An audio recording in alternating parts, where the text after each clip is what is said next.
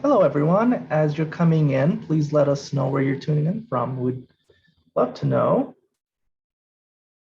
I am at the Mark Twain House today. Since we're in the middle of the day, if we have an evening program, I'm usually at home. Just going to adjust my camera a little bit. This is not the library at the Mark Twain House, unfortunately. I can't be in the house right now because there are tours going on. Just be interrupted by people. Yeah, so if you are, let us know where you're tuning in from. That'd be great. We usually have people from all over the US. Maybe we have people from outside of the US.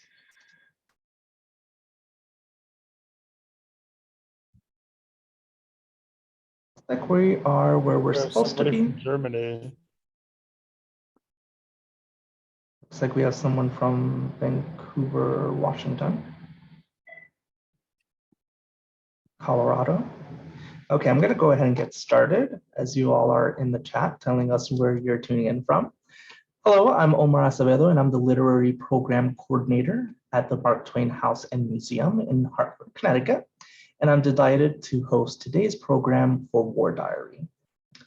First, I need to thank our sponsors.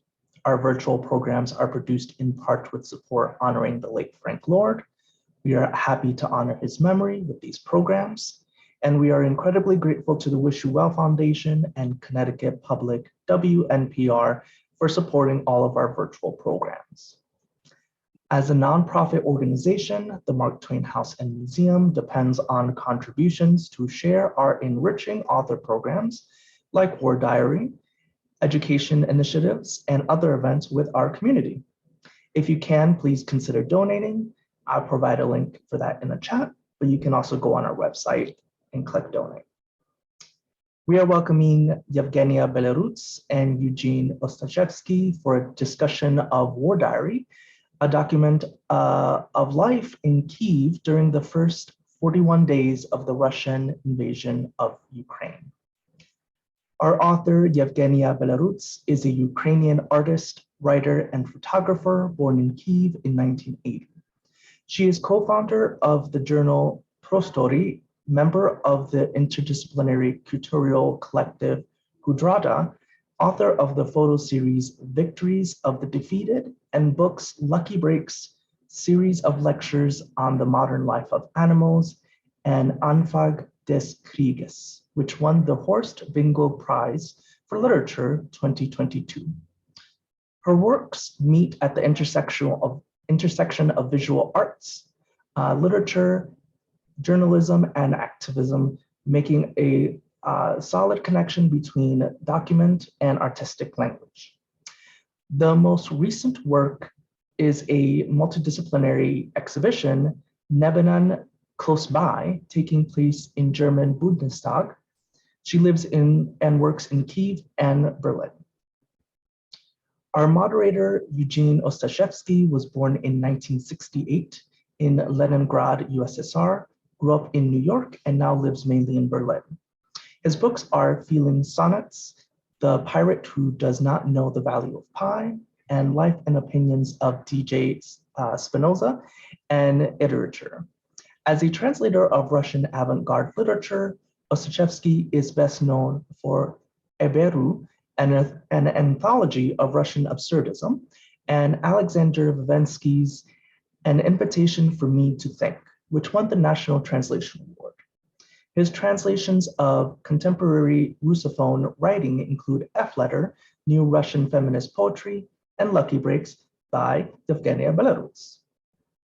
We encourage you to have a conversation in the chat. If you have a specific question, you can post that directly into our Q&A section, and you can do that anytime. You don't have to wait until the end of the program. Please also note that you can click on caption or live transcript to see live auto captioning of this event. And finally, and most importantly, I will be putting a link in the chat to purchase War Diary through our museum store. Your purchase will support our museum and our honored guests. Please sit back and enjoy, and I'll turn this over to Yevgenia and Eugene. Hi, good. So we're gonna start with some questions.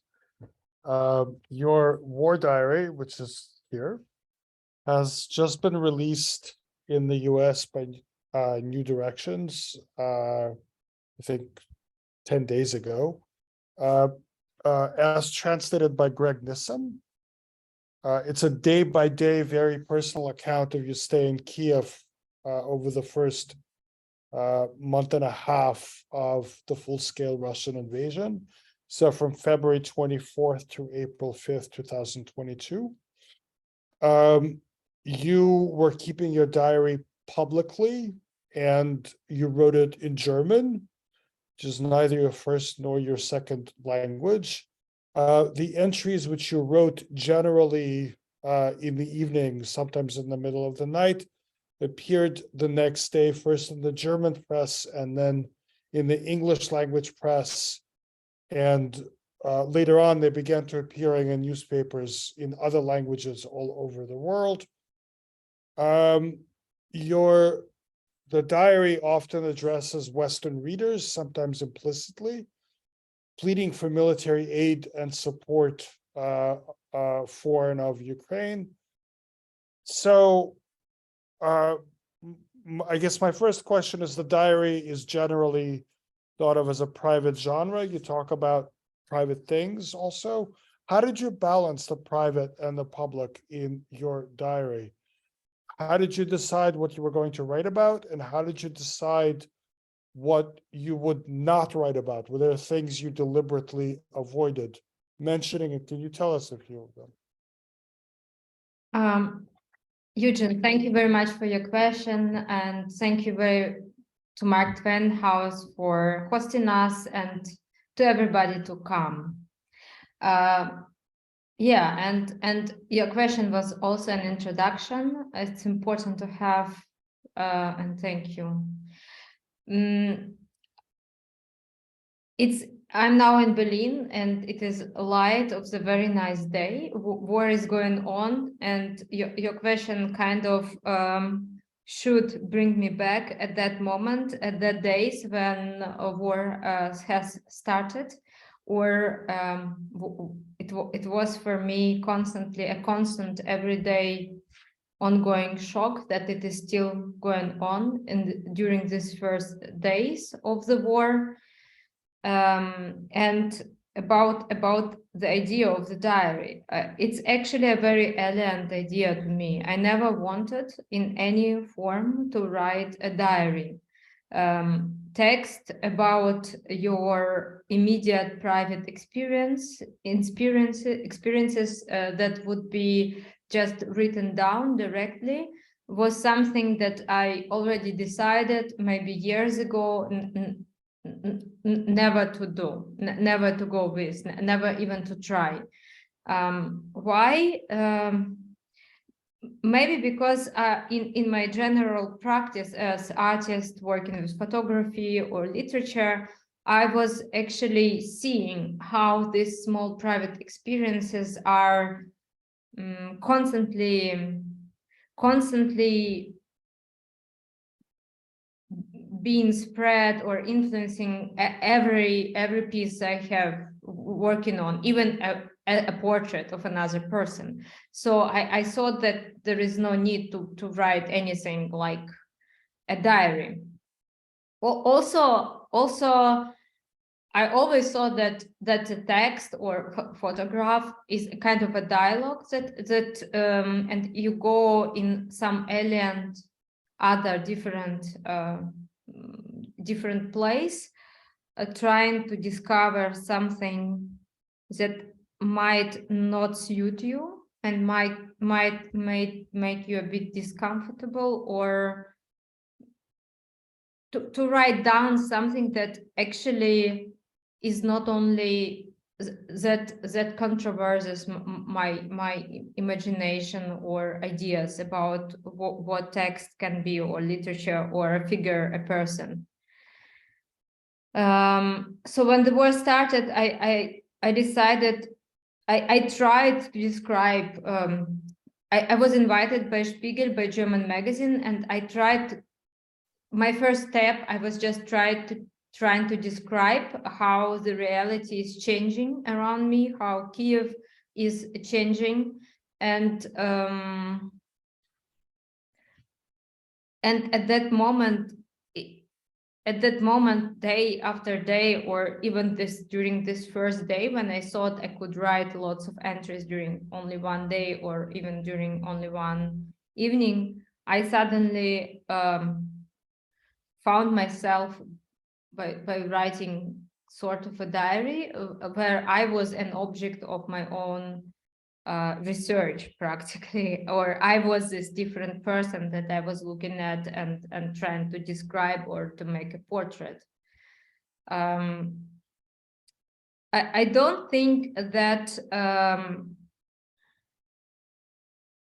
war, full-scale aggression is leaving these parts in the lives that are completely private.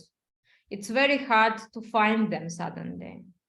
Everything that you are experiencing, every small moment of everyday life, has suddenly this very strange feeling that it is happening, but happening in a different way, not like usual, and your privacy is destroyed because actually you have no right to exist anymore. So every single element of your existence is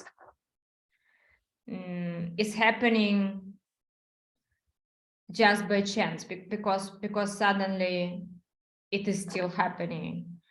It's completely different experience of the privacy. Therefore, I was not asking myself what I want to hide. I was not able to describe lots of moments that I wanted to. I was just able to say only a small part of different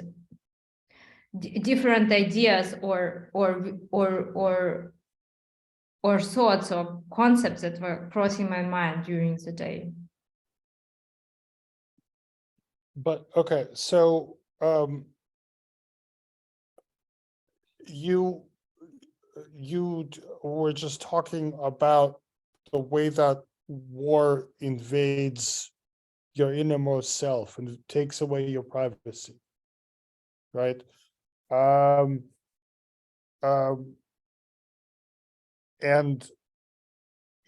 so I have a couple of questions about that.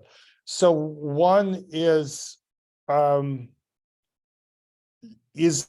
your use of yourself and the attention that you pay to your own reactions to things that were going on around you in the diary, whether small things, whether big things,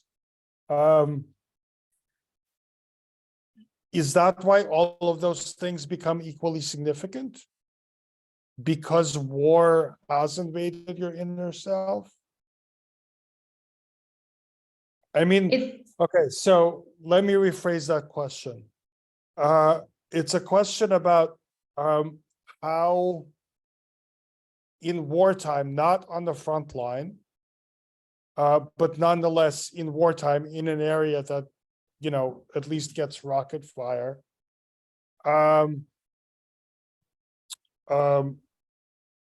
how that changes your everyday sense of self and how that changes your everyday sense of the world.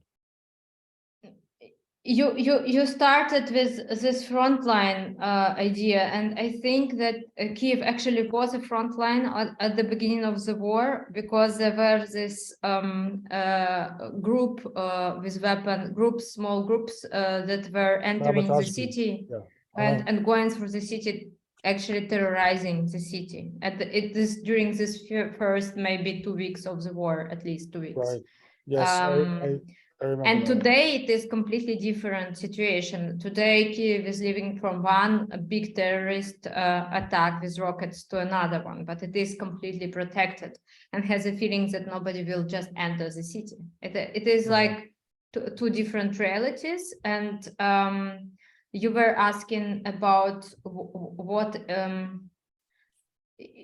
first you said about how it's like everything is equally important, and second how it is changed, how you asked about how privacy has changed. Yes. Well, okay, so as far The as idea of everything privacy. really, as far as everything being really important, I mean, when I was reading your diary, for example, and I'm sure that I'm not the only person who thought of this, is that they're very small things that take place, such as, I don't know, you're finding an open cafe on like the 3rd or the 4th or the 5th, I don't remember, day of the war, right? So these are events that in life during peacetime would be meaningless events. But in your diary, they become very meaningful, right? Moods become very meaningful.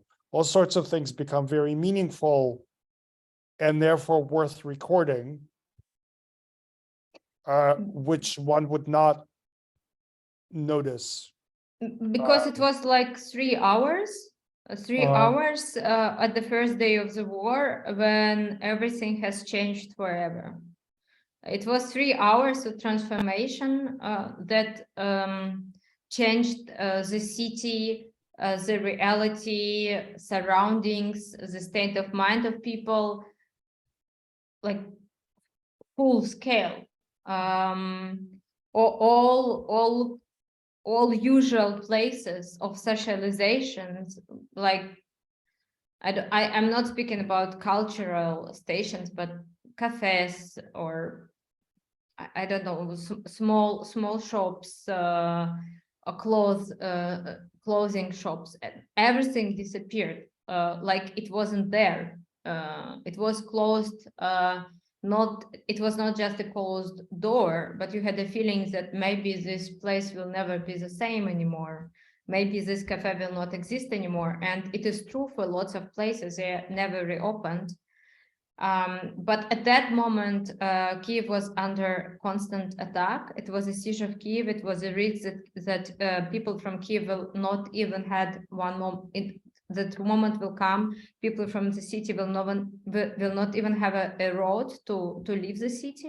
So it was possible that people will be trapped with occupants, with no basic human rights. So it was a moment when you remembered your usual life, but still the city become completely different. It's like you are waking up in the middle of the forest that has a form of a city, but still it is a forest with wild animals. Like, for instance, as I was saying, small weaponized groups were walking or running through the city, just trying to kill persons from Ukrainian government or city council. In the night, you could hear people shooting at each other. It was very close to my house, but I couldn't tell it was immediately near my house or somewhere far away. A lady, my neighbor, who lived in several houses afar from me, her windows were destroyed during one of the evening's shootings. And during this shootings periods, it was even like, and nobody could go out. So you couldn't just cry out loud because there were no people on the street.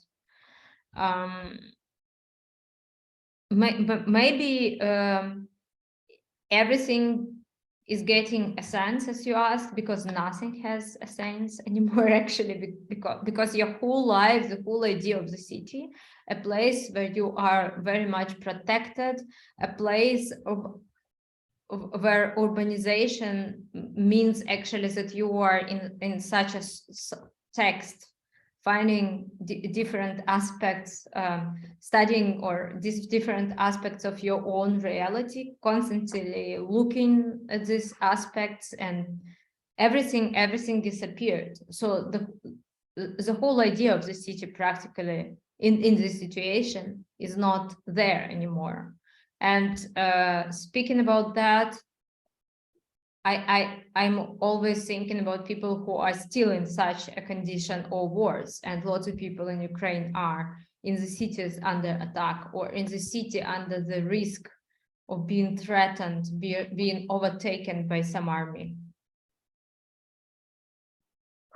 So in those first weeks of the war, right, that you're describing, there was a lot of pressure on you and on your parents to leave the city. It was possible, there were buses leaving. And you, as I remember, kept procrastinating. You wanted to stay one more day, 2 more days. The departure would always happen next week. And you didn't want to leave without your parents, and your parents didn't want to leave at all. Can you talk about that? I mean, it was genuinely dangerous to stay. The possibility that the Russians would take the city was real. So, okay, let's say you didn't want to leave because of your parents, but why did your parents not want to leave? Can you talk a bit about that situation? I can only imagine, because it is very hard to speak for someone else. I suppose for my parents, my mother started immediately supporting some group of territorial protection group. It's like neighbors who were just together patrolling the city, and also under some support of Ukrainian or city council and government and military, trying to organize these groups to make people able to protect themselves. And my mother started from the third day cooking for these people, trying to collect some food and give to some, yes, even to some military who was standing on block posts in the streets. And for her, being part of protection of the Kyiv was so important that she couldn't even imagine leaving. My father, in the contrary, was very weak physically, and for him, leaving the city under these incredible hard conditions where people were practically attacking buses and railway stations and leaving not only from Kyiv but through Kyiv, from neighborhood of Kyiv, which was suffering very much under really dangerous, much more dangerous than our, as we know now, situation under Russian aggression. So for him, it was even hard to imagine to go through it. And I myself found me in this very changed situation. Of course, I couldn't imagine to leave my parents behind, just going away in some kind of a safe space. At that moment, especially at the beginning of the war, when Kyiv was such an unsafe, in such unsafe situation, it was also a very strange, nostalgic, powerful, nostalgic idea that you are in love with the idea that war cannot happening. And these first days, when you are staying and prolonging this first day of the war, you are still have a feeling that you are one hand hungry, one gesture away from the moment when it was still different, when this kind of war wasn't possible. It's a lot about possibility or not possibility of this kind of barbarism, or this kind of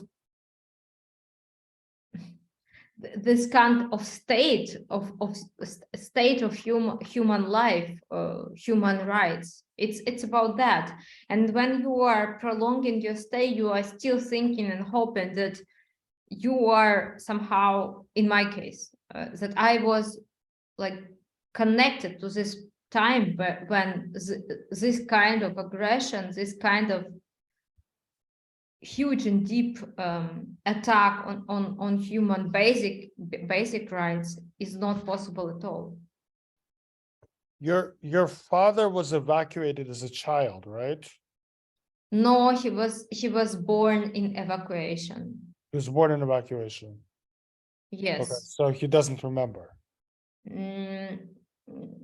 Maybe not. Maybe he was 3 years old when the family came back to Kyiv after the Second World War. Okay. But did he talk about his early memories in the context of what's going on now? I don't mean wartime memories, I mean post-war memories. I never asked you this. Yes, my father actually, when he was talking about post-war memories, for him it was very often about the condition of society, condition of Soviet society, this feeling that this last epoch of Stalinism in Ukraine, in Kyiv, and specific of it. It was not connected to Ukrainian-Russian war, but much more to the reflection of oppression itself. Because when he was a child, he was threatened. When he was in kindergarten, he was already threatened that he would be put in prison for bad behavior by teachers. And he was very often trying just to tell me some episodes from his childhood. But it was always connected to this very, I can't imagine as a child trying to understand this kind absence of the freedom that actually was on every maybe step in the air of Kyiv at that time. But my grandmother remembered. She's not there now, and for sure this war wasn't be imaginable, of course. Well, I heard memoirs of, I mean, I heard them, friends of my parents, friends of my grandparents reminiscing about the first days of the war. I mean, World War II. So it's interesting because first days of the war are much easier to speak about as last days of the war or middle of the war. Like there is even Soviet tradition of banalities that people were talking, like we were living the last days in our school, last class, and somebody told us that war has started. It's usual for Kyiv. Right. And I think actually it's again about this a very important moment for first days when you really still have a lot of hope that it is impossible. Hope or belief or absolute schizophrenic just vision that it's not possible. Let me ask you about a different kind of maybe double belief.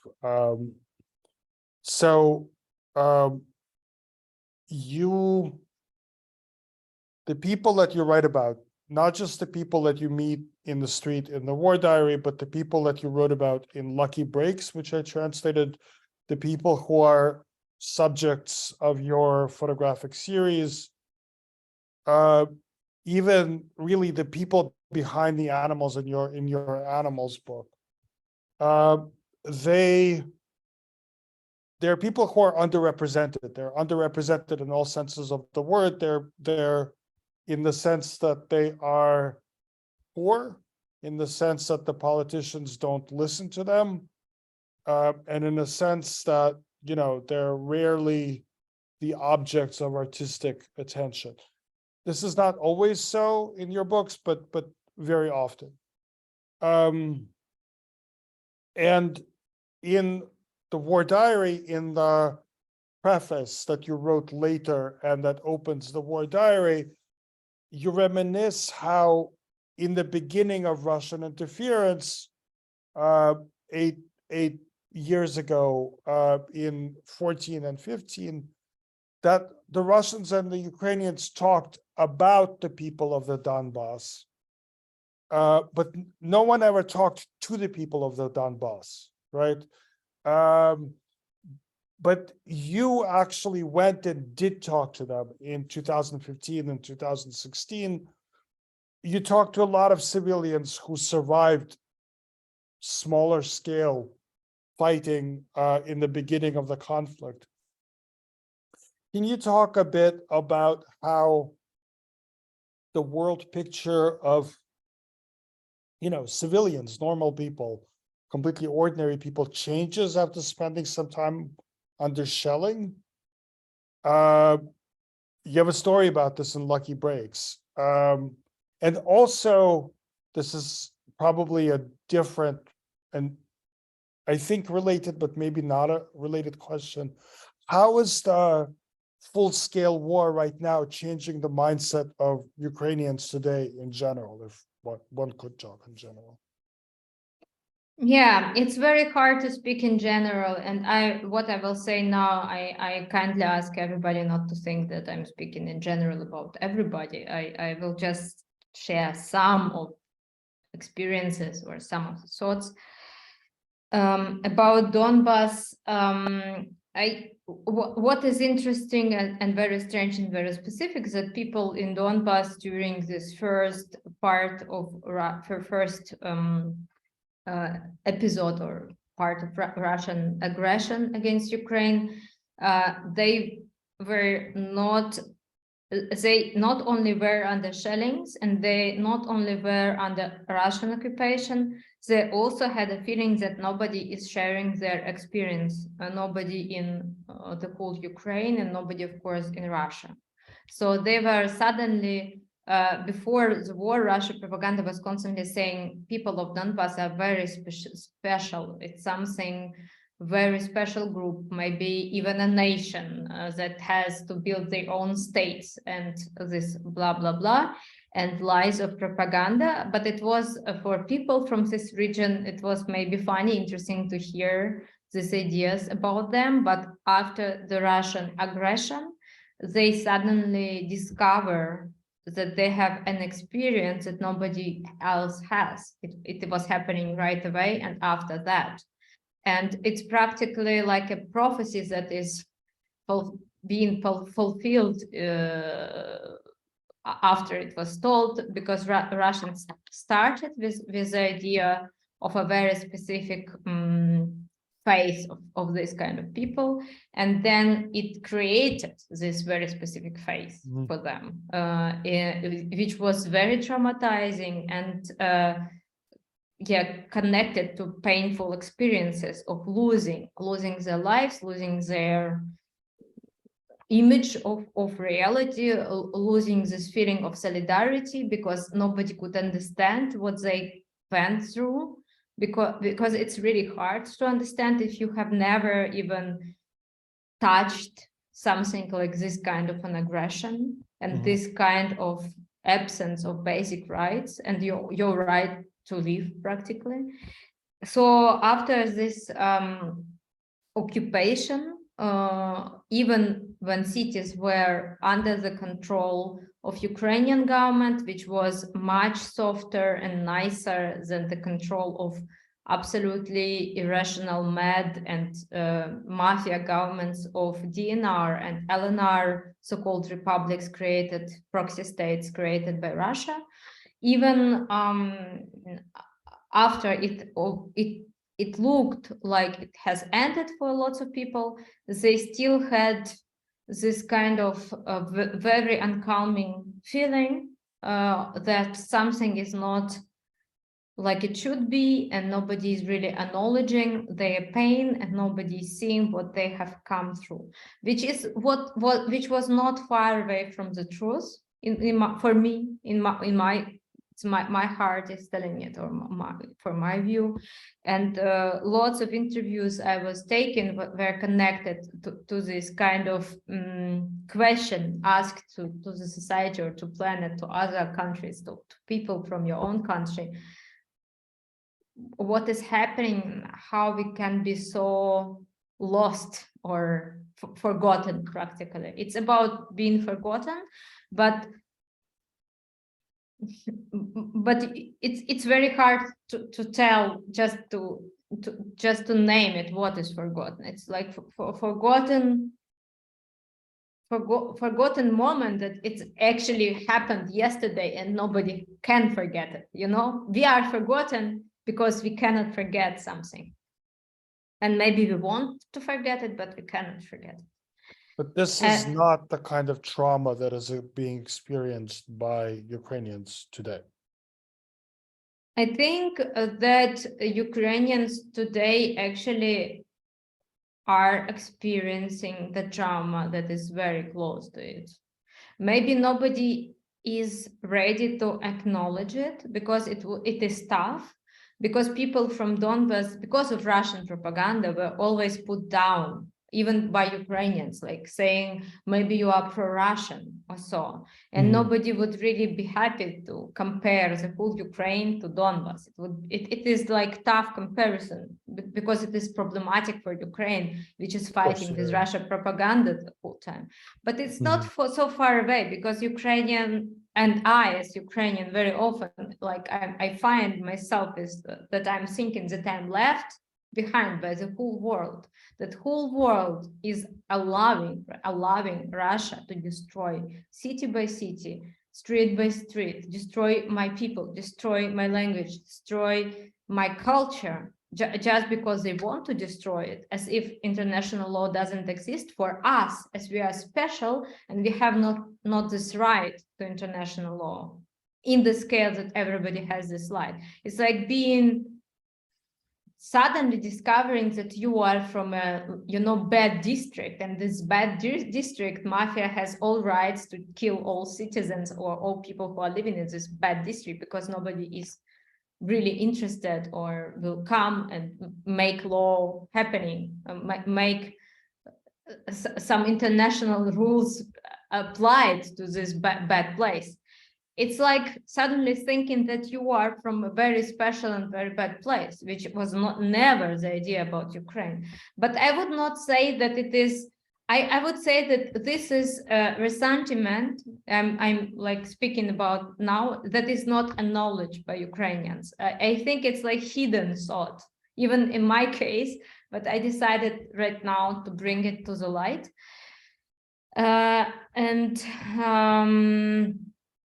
Besides this conflict with reality, there is also a completely different feeling of solidarity, because now the whole Ukrainian thinks that everybody has the same experience. Like people from Lviv are also hearing sirens, like people from Kyiv, like people from Zaporizhia.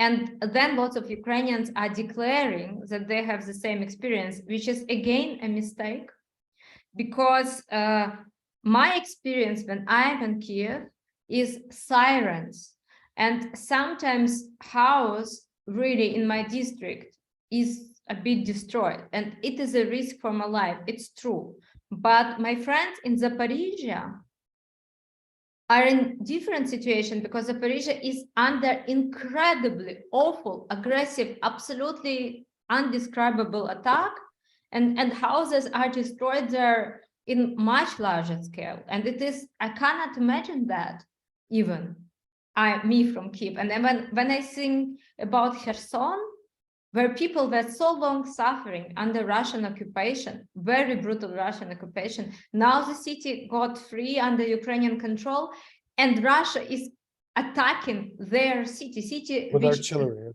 Yeah, with artillery, and they're saying, okay, we love the city, our people are living there, Russians are living there, and now they're killing these Russians, Russian potential Russians, just when they are walking through the street or staying at the bus station.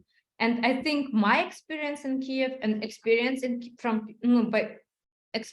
Kherson are from two different planets. And it would be good for Ukrainians not to forget about it. It's funny because there's, I mean, what one sees from the side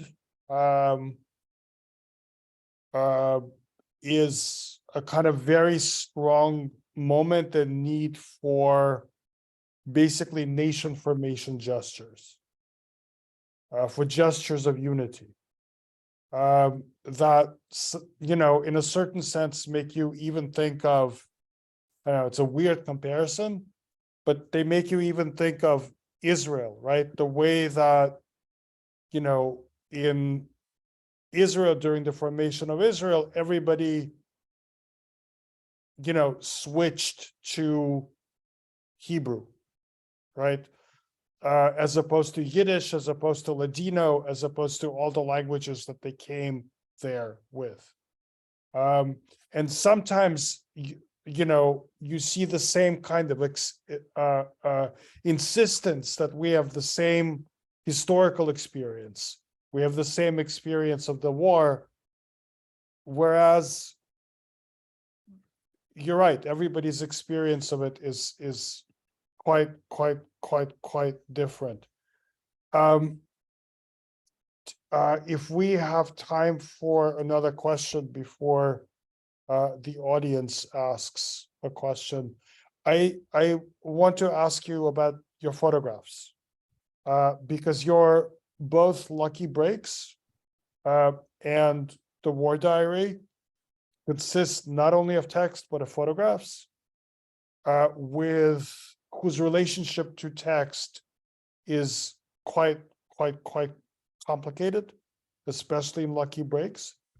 And I'm wondering if you could talk a bit about the role that visual images play in your work, and also the difference between and the similarity between your work as a photographer and your work as a writer. Thank you. It's a question that is very much connected to literature and photography itself. I think that photography is supporting my writing because it gives me, it is reminding me constantly about something that, the illusion that something really happened, and subjectivity that works with this illusion, how far it's really a document, how far is from the idea of the document. So in Lucky Breaks, I was showing two photography projects that were kind of supporting my writing or bringing it forward, even so they both were not connected directly to the text. And one photography series was created in the Western Ukraine, in the city of Novovolinsk, and was speaking about the process of closing the coal mines of Novovolinsk. And Novovolinsk is a classical, I would say, Eastern Ukrainian city, actually, even so it is in far west of Ukraine, because it was a city created for coal mining only. It was a city built around coal mines, and when Ukrainian government, modern government, decided to close the mines, the whole city got a big tension, and it was a tragic event for people that were suddenly feeling themselves special again, about this feeling of disconnecting from the big body of the nation because of your special experience. And it was also a work about the illusion that Eastern Ukraine has something very specific because it is close to Russia and lots of people speak Russian. I found the same place with the same feeling of reality, but in the Western Ukraine, where all people speak Ukrainian, but it's not about language and not about nation and not about borders, but about very specific past, Soviet industrial past that formed personalities. And even so, I never really used my interviews from that city for this book. It was very important to see pictures from that city. It was widening my own horizon. Maybe I was not describing the origin of these pictures so well. I was not commenting every picture. I was just describing the place. But still, they were like signs that are reminding on different kind of reality. So it's very, very important that pictures are like fighting this text a bit and reminding about something that is forgotten in the text. But in the war diary, the pictures are handled very differently, right? Because in the war diary, you directly talk about situations that you took the pictures in. Never, actually, never. Okay, not never, several times. My idea was to every day to create a small photographic series, which was not every day possible.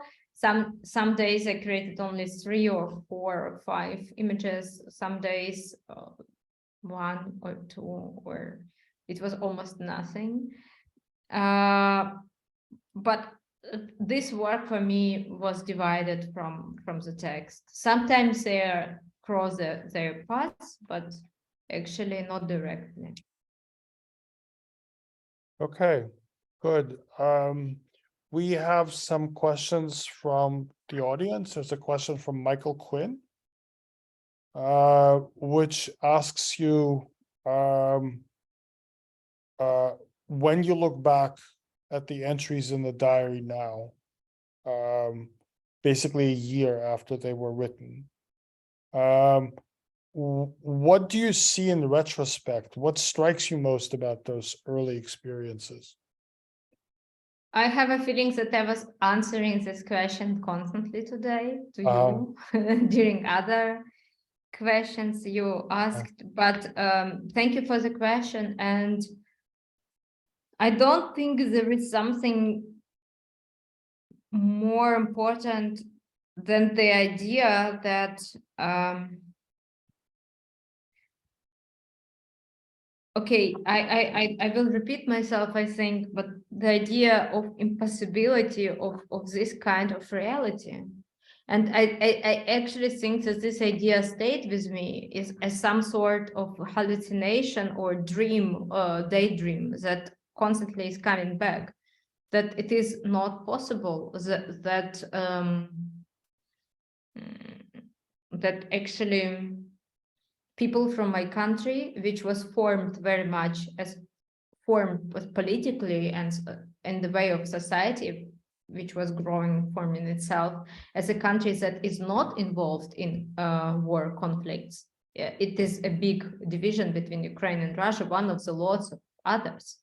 But Ukraine was developing itself with problems, with lots of problems, of course, as you all know, maybe who are interested in Ukraine.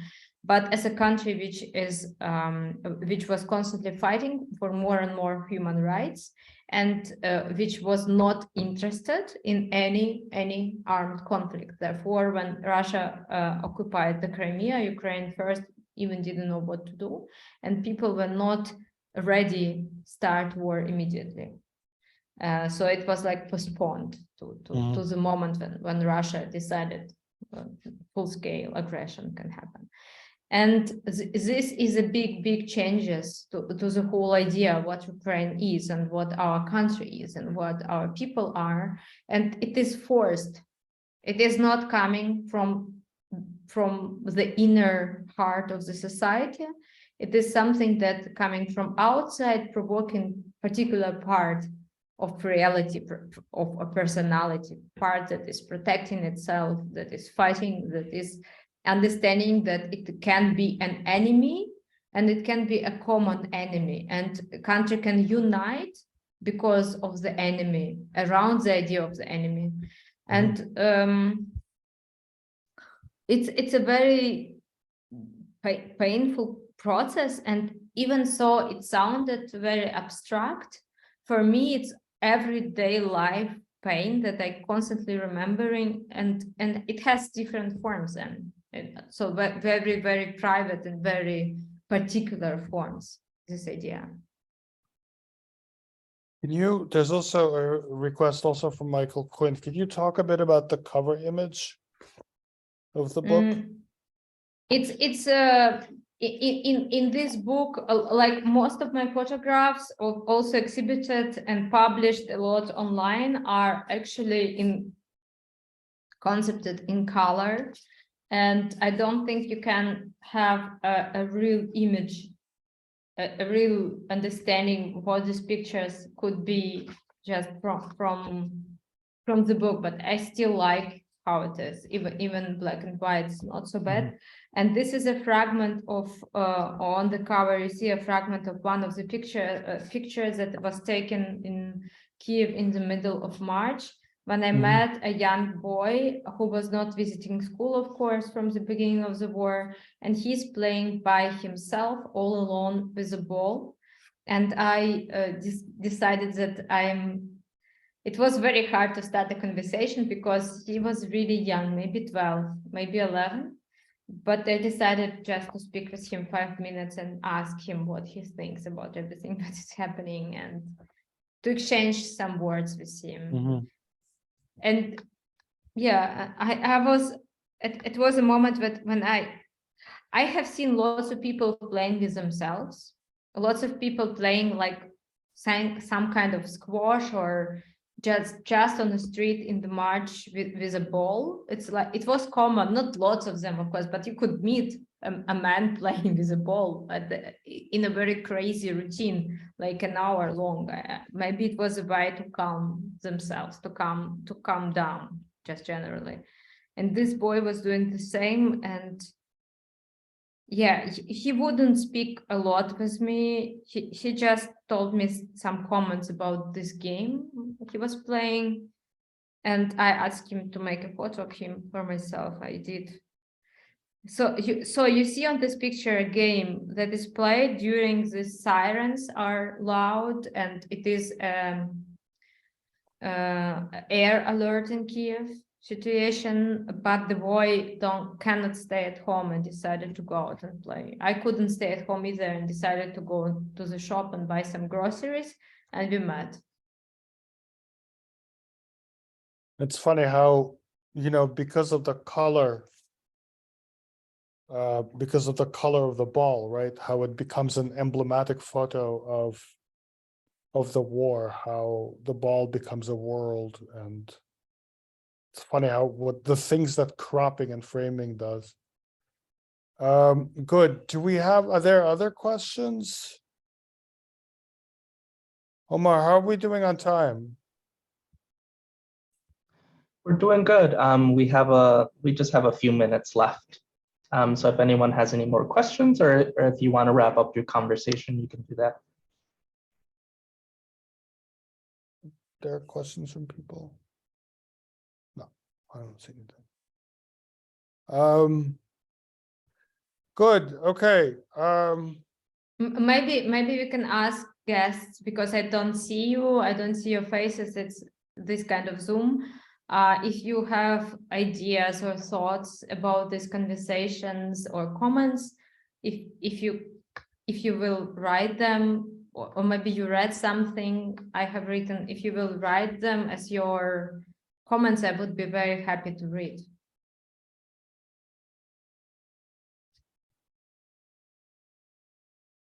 Or you can just raise your hand also. No. Yeah. But nobody. Okay. Good. So thank you very much for talking to us today. Thank you very much, everybody, for attending. And I don't even know how to wrap this up. I hope there's no more war diaries. Right? I don't know what else to say. Um, I see some. I see some questions. Oh, there's a question about your parent. Yeah. mm, Yeah. Thank you. About my parents, it's private. Okay. Good. Thanks. Thank you so much for this conversation. And for those of you in the audience, please, you can get Yevgenia's book. We dropped a link in the chat, but you can also go on our website to purchase the book as well. Thank you very much, everyone, and I hope you have a great day or a great evening wherever you are. Thank you. Thank you. Bye. Thank you, Eugen, and thank you. Thanks. Thank you. Thanks, Yevgenia.